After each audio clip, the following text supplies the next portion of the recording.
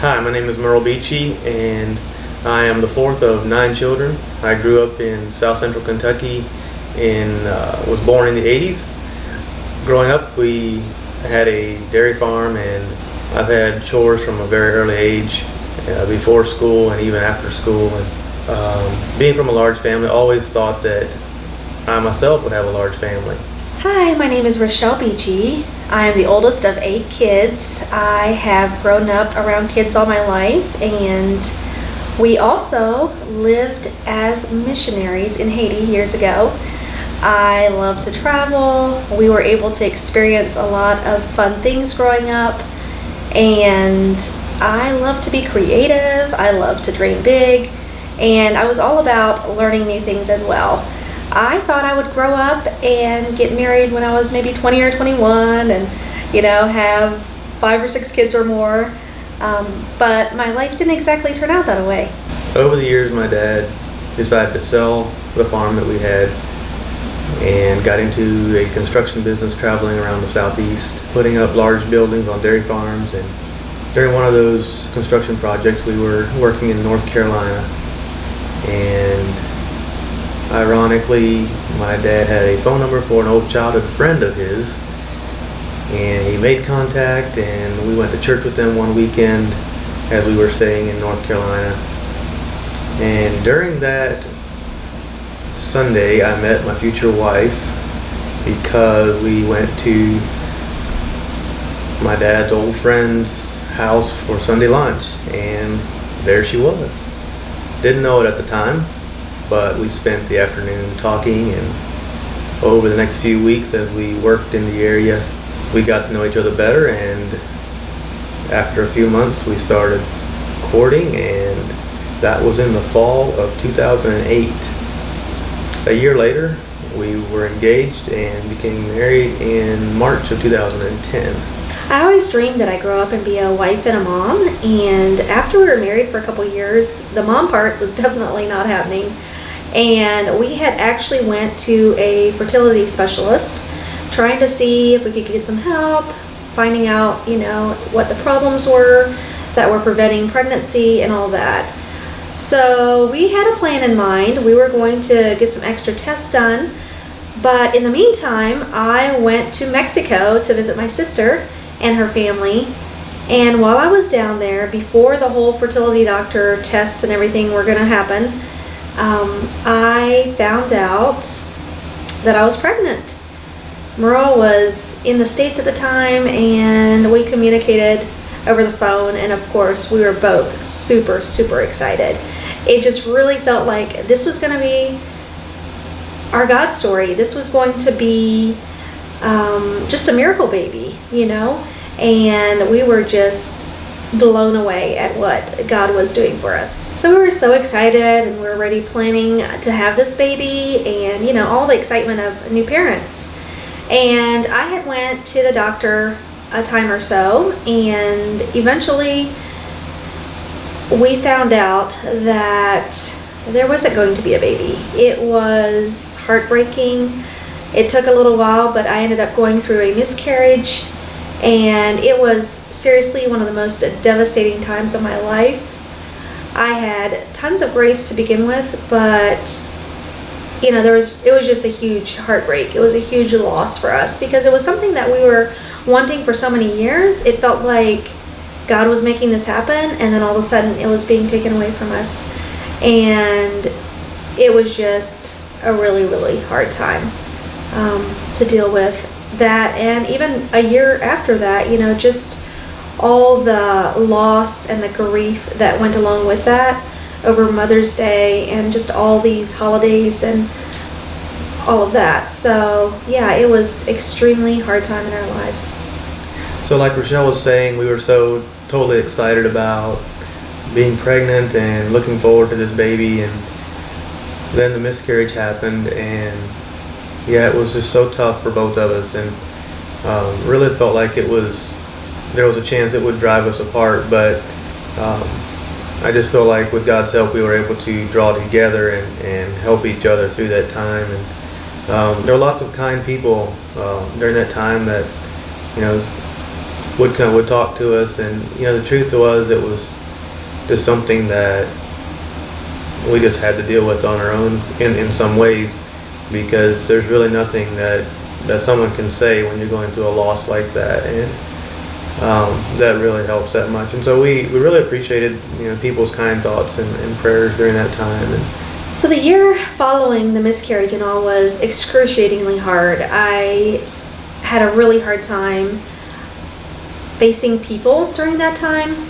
I didn't even know how to cope. It was such a vulnerable thing that I was going through, and people can try to say nice things, but somehow I just couldn't handle it very well. The holidays were just really hard. I remember bawling over the holidays and things like that. You see all these sweet pictures of other people with their families, and that wasn't us. We had just went through a loss, and it's really hard. It's almost like a silent grief a lot of times that you go through with a miscarriage.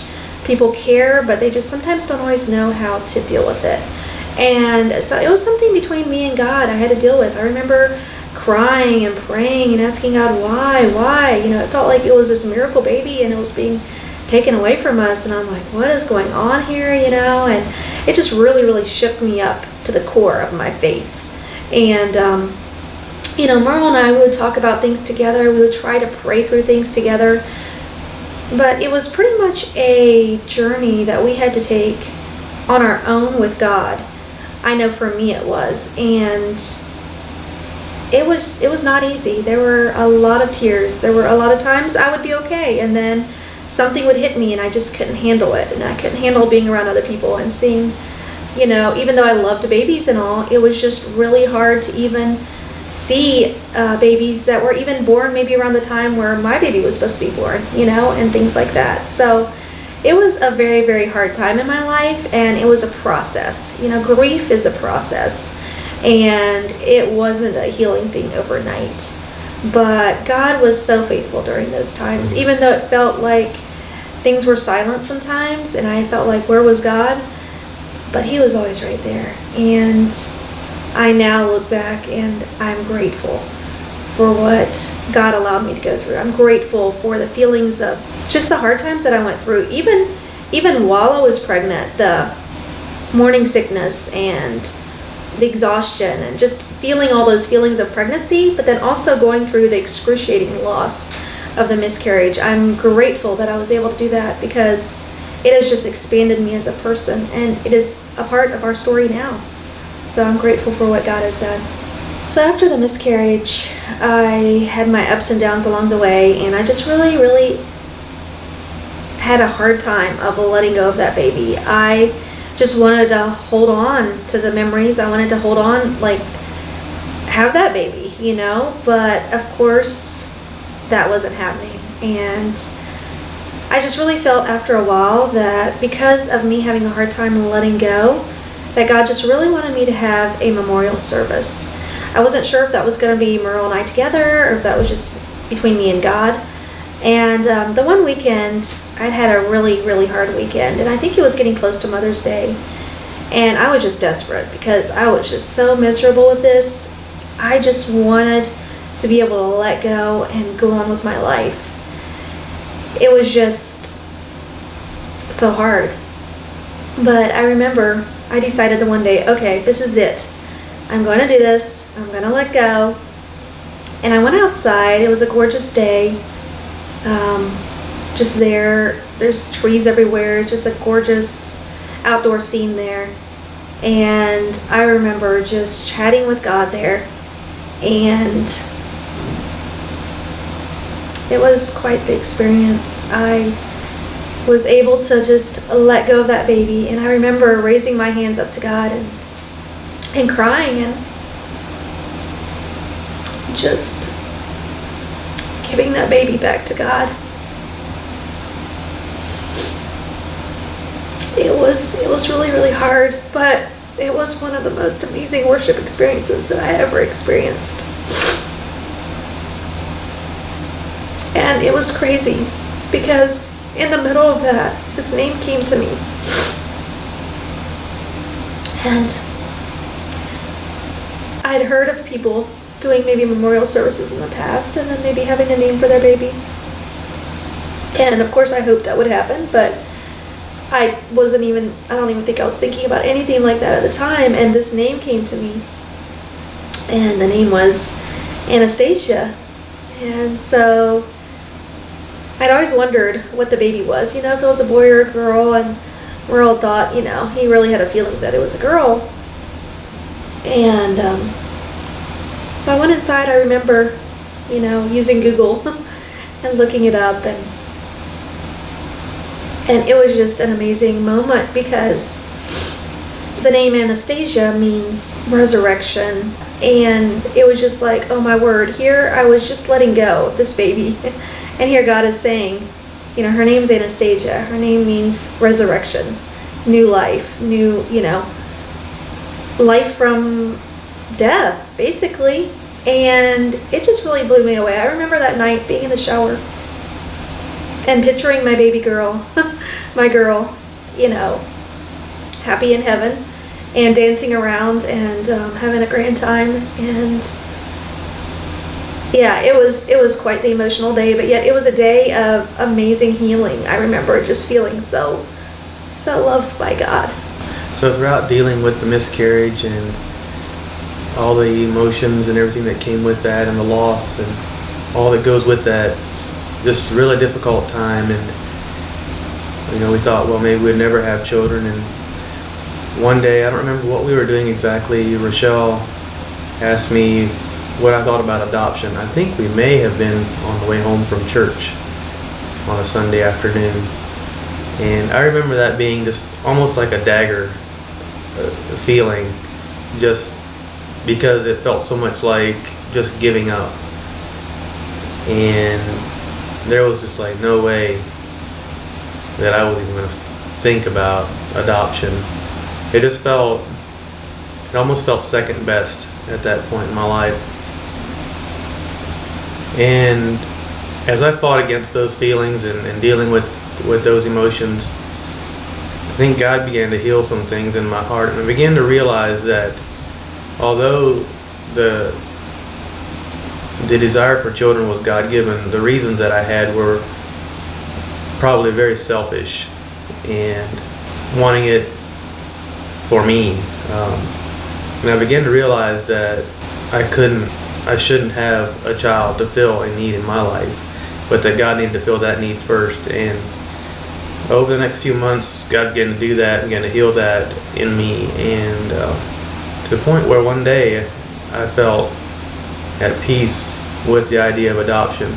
Still wasn't sure if that was the right path forward for us, but adoption didn't feel scary. It didn't feel like second best. It began to feel like a beautiful thing that God wants to do. And also realized that without adoption, there's no salvation for us as God's children. And as God began to do that work in my life, adoption became a real possibility to me, and it became a beautiful thing in my mind instead of a second best thing.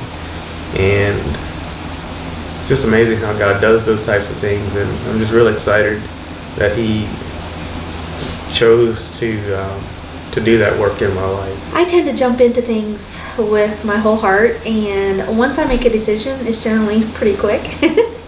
And Merle and I are a little bit opposite like that, which is totally cool. We balance out each other really well. The year before, Merle had come to the point where he was ready to jump in with the whole adoption story and all. I was ready. I was ready the year before, or I thought I was. I thought it was going to be our year, and we're gonna get the house done, and then we could maybe jump into maybe foster to adopt or something, I was just ready for it. And over that time, I started to realize that, well, maybe I'm ready, but Merle wasn't ready, and maybe he will never be ready. I had to come and embrace that and just accept it. It was definitely a difficult time because I was ready to jump in. I felt like this was the next step in our life, but I also knew that we did not want to jump into this without it being together on the same page. And just both being ready for this. So I knew also that we both didn't want to adopt just to feel that hole in our heart, just to have that baby and all of those kind of sweet things. They're sweet and all, but we didn't want to adopt out of our own need. We wanted to adopt from a place of healing. And so it was actually a very, very good time in my life where I was able to just embrace my life and, God, whether we ever have kids or not, I was just able to give that to God, which was very, very necessary for me. And so a couple months later, around that time, it was actually Valentine's Day morning, I think. I came out, woke up that morning, and Merle was being all romantic and stuff, and he had some stuff laid out on the kitchen table, and I think, if I remember right, it was probably some roses and chocolates and a sweet card and things like that. But there were also some, I think, flower bulbs of some sort. And anyway, it was just in the card. I can't remember exactly what it all was, but he just laid it out there that he was ready to start with the whole adoption process now. And believe it or not, my heart had to catch up to it a little bit, because I was very excited, but I was freaking out a little bit, because my heart had to catch up to all these emotions that were going on. So anyway, it was a very, very special moment, and I just thought it was so special that Valentine's Day, we were doing this out of what we felt God was calling us to, but also just out of a heart of love instead of a heart of need. So last April, we had went to a banquet, and there was a powerful speaker there who shared his story, and he led some powerful worship music and different things like that. Come to find out, he had actually been adopted, and he shared his story with us that night. It was very, very impactful, because by that time, we were definitely thinking about adoption, and we were just wondering what our next steps are going to be. So Merle and I had actually driven separately that night, and on the way home that night, I was just chatting with God about everything and trying to figure out, with adoption, you just never know sometimes which way to turn, because there's so many different options. Are we going to foster to adopt? Are we going to do this? Are we going to do that or the other? And so sometimes it could be a little overwhelming. But I remember that night just chatting with God about it and asking him what he wanted us to do. And I just very, very specifically heard from God that night that, Rochelle, we're supposed to get the home study done, and then he was going to drop a baby in our lap. So Merle had been saying that, basically the same thing as well, and God was just affirming it, that we need to get our home study done. That was going to be our next big step. And it's just crazy the way God works, and when he says something, how things happen. So that was quite the night. Over the next few months, as we tried to decide which way to turn and where to start, we looked into fostering to adopt, and that didn't really seem to be an open door for us, but they did give us some suggestions on a few local agencies to check into, and we made some contacts and talked with some of those people, and the one in particular just really stood out to us and just felt like it was just a very good fit for us, and we decided that we would be interested in finding out more information from them, and they had an orientation scheduled. However, that orientation had a conflict with some things that we had planned, and so we very nearly did not go to that, but we decided to change our plans slightly, and we went to the orientation, and we were just more excited than ever just with the way things were working, and we really connected well with the adoption coordinator that gave the presentation, and it just felt very much like this was an open door for us to move forward. So as we got to know the adoption coordinator and more about their program, we learned that although they had been involved in fostering to adopt and other adoption types for many, many years, the private adoption side of things was a brand new program that the orientation we were at was the very first orientation for that program, and that was just a somewhat exciting side of things for us, because we felt like we maybe had a leg up, so to speak, because we weren't going to be in a long waiting line. So we just felt very clear to move forward, and we continued just to pray about it and ask God for direction. And so we pretty quickly signed paperwork to get started with the home study and moving forward with that in late September of 2016. So lots of things involved there with research and finding out background information and doing county background checks and state background checks and federal Bureau of Investigation background checks. And so those were all new things to us, and we didn't really know the best way forward, but they gave great advice and we started moving forward with that. But it obviously took quite a few weeks to complete, and as we got into January of 2017, the adoption agency called one day and we were talking about things and how they were progressing, and the lady mentioned that they had signed a birth mom to a contract, and that it would be good for us to continue just to push forward as hard as we could to get the home study and the profile to get that all completed as soon as possible, because this is already a late term pregnancy and we should just keep moving forward as quickly as possible. So I think it was the week after Valentine's Day this year that I got a phone call the one day. I wasn't feeling very great, but it was the adoption coordinator, and she was calling to let me know about this possibility with this birth mom. As she started sharing more and more with me about the story and about the mom, about the baby, all the details connected to it, all of a sudden I just really started to feel like this was our baby. I just felt so bonded, and like I was willing to do whatever it took to make this happen. So the adoption coordinator, of course, was wondering if we're ready for this, and yes, we were definitely ready for it, even though our home study was still not officially done yet. But remember, God had told me last April that we're supposed to get the home study done and He was going to drop a baby in our laps. So I was so excited. I remember we got Merle on the phone as well, I think, and then I ended up there in the office and we finished up chatting there since we'd been traveling that day some. And Merle was on the phone there as well, and we were just discussing all the details and letting her know that yes, we were in like 1000%. So we continued to push hard on the home study, but very quickly I think the birth mom had another doctor's appointment, and suddenly the due date was moved up a whole month to early April.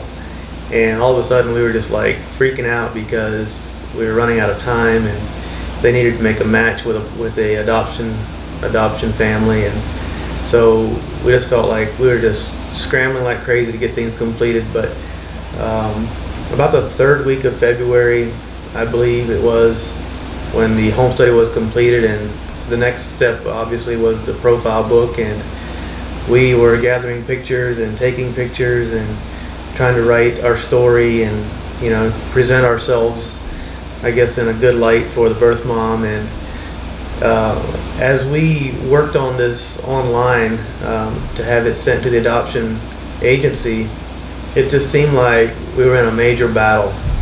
Every time we would work on it and try to save our work for the next day, to work on it again, we'd come back, and Rochelle was working on this, and it seemed like it would never save the information. It was always just kind of gone into thin air. And so we actually switched to a different website and tried it again, and I think the same thing happened. And so we were just like, what is going on? And so we decided just to ask our church family to pray and just to stand in the gap there. And we actually switched to another website, and because we were running out of time, this was on a Friday, and the adoption agency needed the book on Monday. So we went to a website we could print as a 1-hour photo, and started working on this, I think, on a Friday afternoon, and worked on it Saturday, and actually stayed home from church, I think, on Sunday to finish it, and we sent it to print, and we actually picked it up that day, that Sunday afternoon, and took it to the adoption coordinator's house, her personal residence, that Sunday afternoon, so she could present it to the birth mom on Monday morning.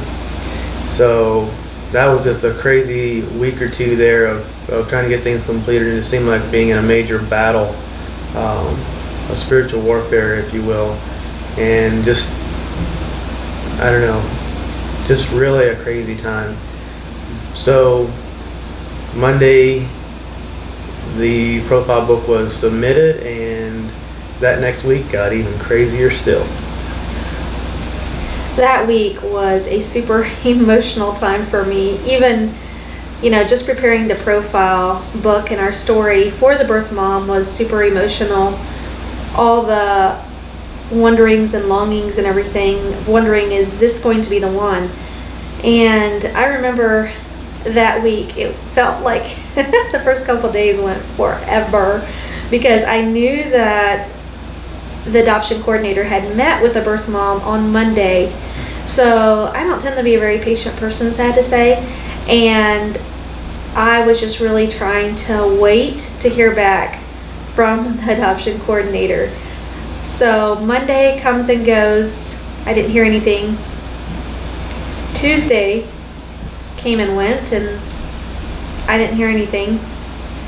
Wednesday, finally, I was like, oh my word, I'm not going to try to bug her or anything, but I'm going to try to just quickly send a little email, be like, any news yet? No, I don't want to bug you or anything, just wondering what's up. I can't remember what all I emailed, but within just a few minutes, it seemed like, the adoption coordinator emailed me back and let me know that she was just thinking about me, and that, to make a long story short, the birth mom had chosen another family, and that we were second place. So I remember that night, I had a lot of peace, but a lot of mixed emotions as well. Just really felt like another loss in my life, because it just really felt like this was supposed to be our baby. And we had actually went to IKEA the Sunday before to look at baby furniture, and we were just not sure what was going to happen. The options were out there, and especially with this baby, and we weren't sure what all was going to happen. So when I got that news, it was really hard, but like I said, there was a ton of peace involved. But yet I still remembered what God had told me last April, that we're supposed to get our home study done. He was going to drop a baby in our laps.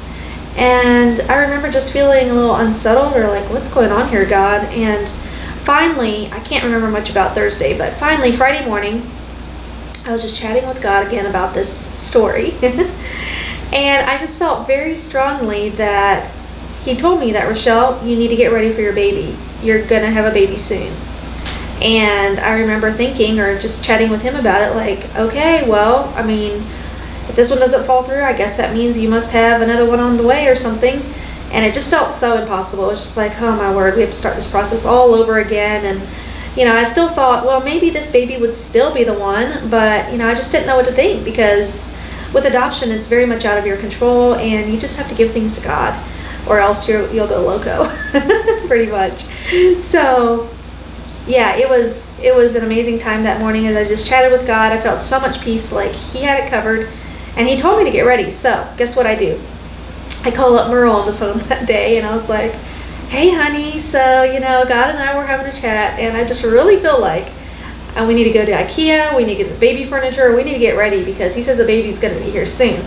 And since we had just been there the weekend before, we had pretty much decided what we wanted, and dear Merle, he was just feeling very overwhelmed with work and everything, and of course, it just, we weren't sure about when all this was going to happen and stuff, and so he was basically like, okay, well, can we maybe wait a couple weeks and go get the furniture and stuff? And I was like, oh well, it's okay. I'll just get the truck, and I'll go and I'll grab the furniture myself. I understand if you're busy and yada yada. And so we chatted for a while, and I let Merle go, and so I was just around the house working around here, and I remember I had a girl here who was helping me clean the house, and maybe another person around here. I can't remember all the details. But so that day, after, I think it was within a couple hours, I got a phone call. And this time, it was from our adoption coordinator. And I could tell when I started chatting with her that she sounded happy. And it was a little unusual because, you know, she just basically told us that we were second choice earlier that week. So I remember sitting in my chair over here and chatting with her, and to make a long story short, the birth mom had decided that the other family was not going to be the best option for her, and we were up next. We were the ones that she wanted for her baby. And I remember just a joy, oh my word. I started screaming at the top of my lungs, like, I mean, just really loud, lots louder than that, but I was just so excited. I just kept on screaming. I couldn't hardly stop. It just was quite the moment for me. And after a little bit, after chatting with the adoption coordinator for a little bit, I was like, can we please get Merle on the phone? And so we did this 3-way call and got Merle on the phone, and soon I was like screaming in his ear, poor guy. And yeah, it was quite the emotional day. To make a long story short, it was incredible, and that next week was definitely a history-making week for us. So as it progressed from there, the next Monday, that was on a Friday afternoon, so the next Monday we had a call with the birth mom and the adoption coordinator, and just talked about various things and maybe what she was hoping to see out of an adoptive family, and what, when we tried to communicate to her that we felt like she was just a brave person and to pursue this and to make these choices for her unborn child. And we had already known that it was going to be a girl, and we told her how excited we were about that. And so it really wouldn't have mattered to us either way if it was a boy or a girl, but we were just so excited, I think, about the whole journey, and just thinking about what God had done, the doors He had opened. So we had that conversation on Monday evening, and then I believe we met on Friday that same week. And I just remember how we just connected. We were all obviously very nervous to begin with, and we met at a park, and we just walked together and talked about lots of different things of our lives up to that point. And just remember, we just so connected so well with the birth mom, and as she told her story, we were just kind of blown away by the choices that she had made and how brave she had been to do what she was doing for this baby.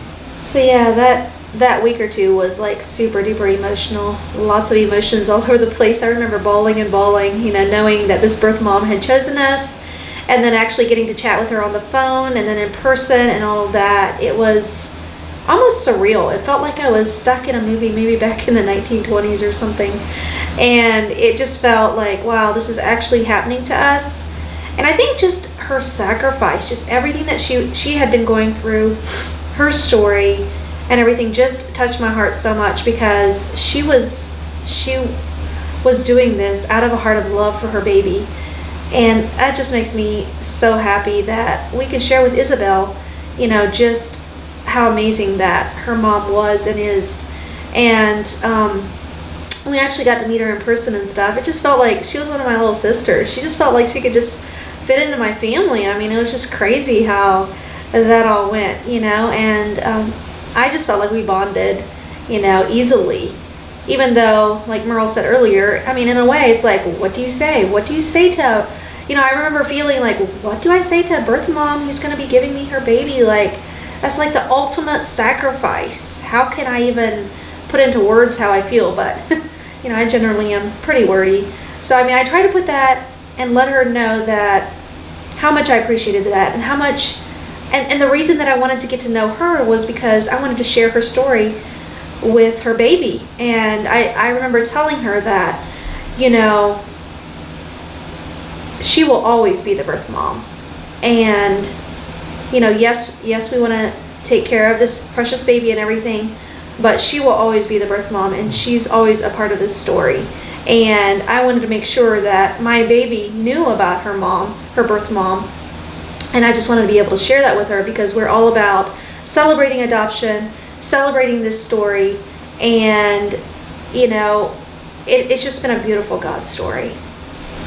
So the Sunday before Isabelle was born, I remember being at church, just having a really hard time, and also remembering that that was a Sunday before Easter. The Sunday before Resurrection Weekend. And it just really dawned upon me too that, sometimes we might feel like it's a dark day, like our dreams are maybe stuck in a tomb somewhere, and feels like there's no light at the end of the tunnel. But then the next Sunday is resurrection and redemption happens. And that's pretty much the way I was feeling that Sunday. I was just feeling down. I was doubting myself. I was wondering why in the world we had blasted this story all over social media. What if this doesn't happen? All those kind of things.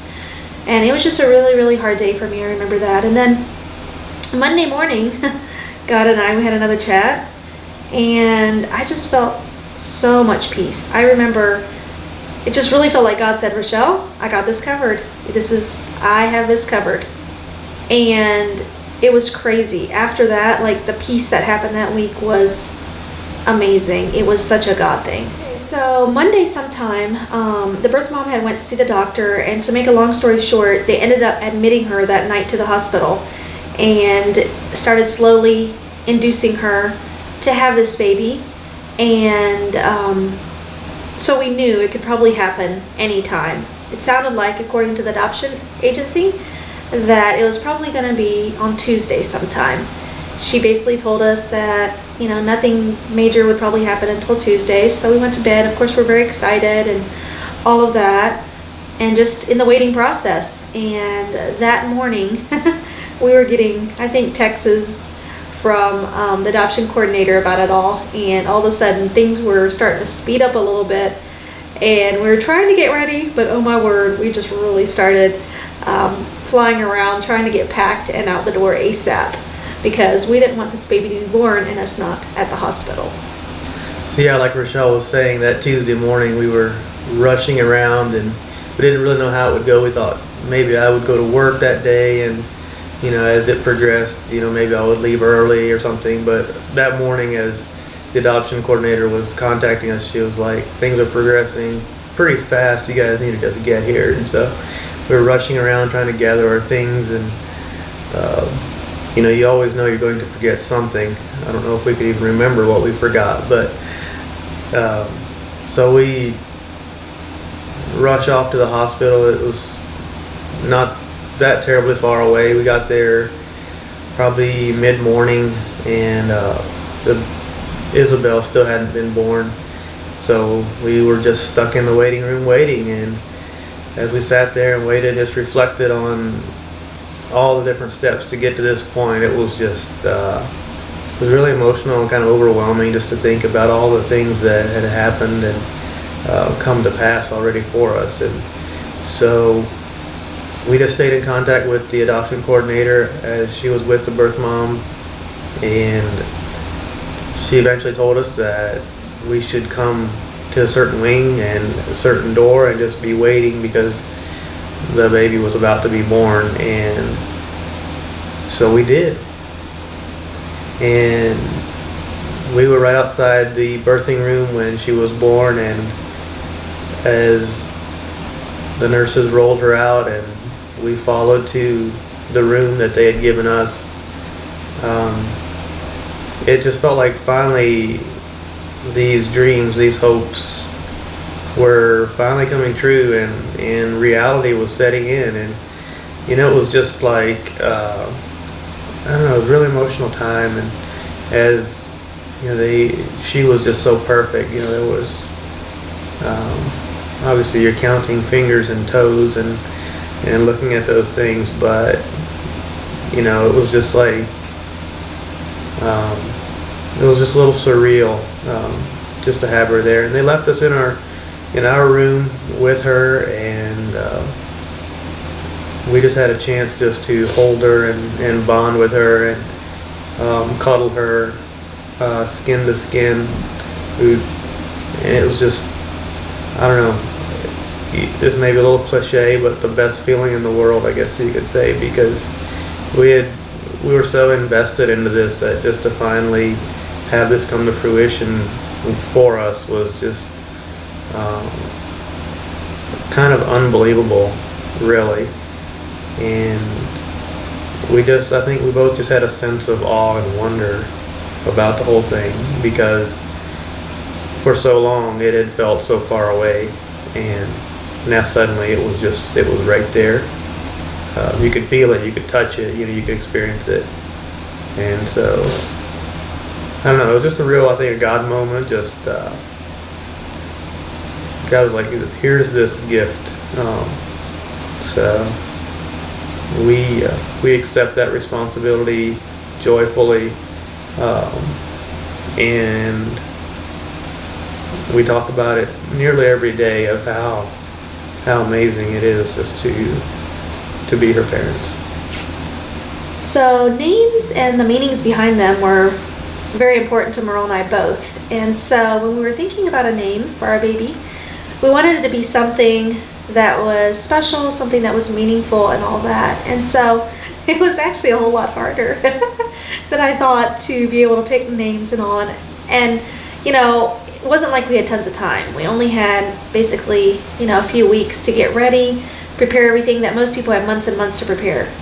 So to make a long story short, Merle was the one to pick her first name, which is Isabelle. Isabelle means devoted to God, and I picked the name Faith. I just really felt like one day I was having a hard time trusting God with it all, and I can't remember all the details, but I just really felt like Faith was supposed to be her middle name, and there was a couple different reasons behind all of that, but just really felt like it was so special because with adoption, it was so out of our control anyway.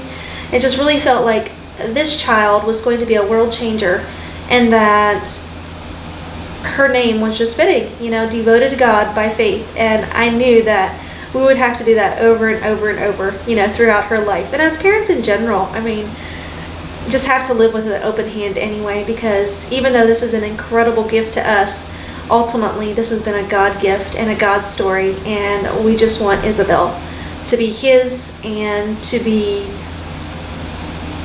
part of whatever story that he has for her. So Isabelle Faith Beachy was born on April 11, 2017, and we're now nearly 8 months later, and it's been an amazing journey. It's been every day has been a day of we get to change her diapers, we get to feed her, we get to put her to sleep, we get to even get up in the middle of the night to take care of her. And that's really been our overall focus, because it was something we longed to do for so long. But now we get to. We don't have to. We love to. We get to. And I think that's, in essence, I think that's God's attitude towards us. He gets to fulfill our dreams. He gets to be there for us. It's just a joy. Isabelle, if you watch this one day, it's been 7.5, 8 months of just joy every day.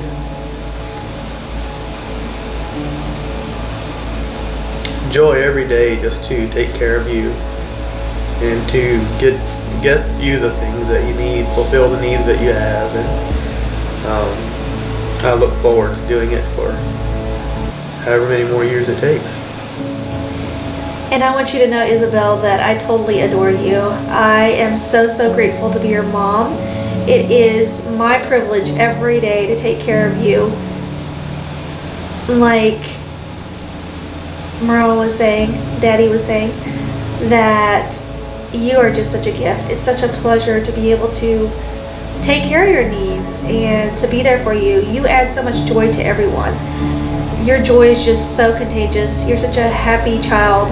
I just want you to know that you are loved, that you weren't rejected or abandoned in any kind of way by your birth parents or by us either, of course, but you were chosen for a reason. God placed you in our home for a reason, and I know that you're going to be a world changer.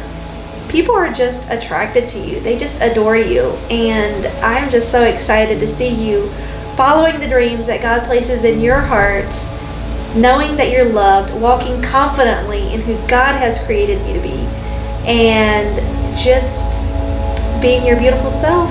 I love you so, so much. Mwah.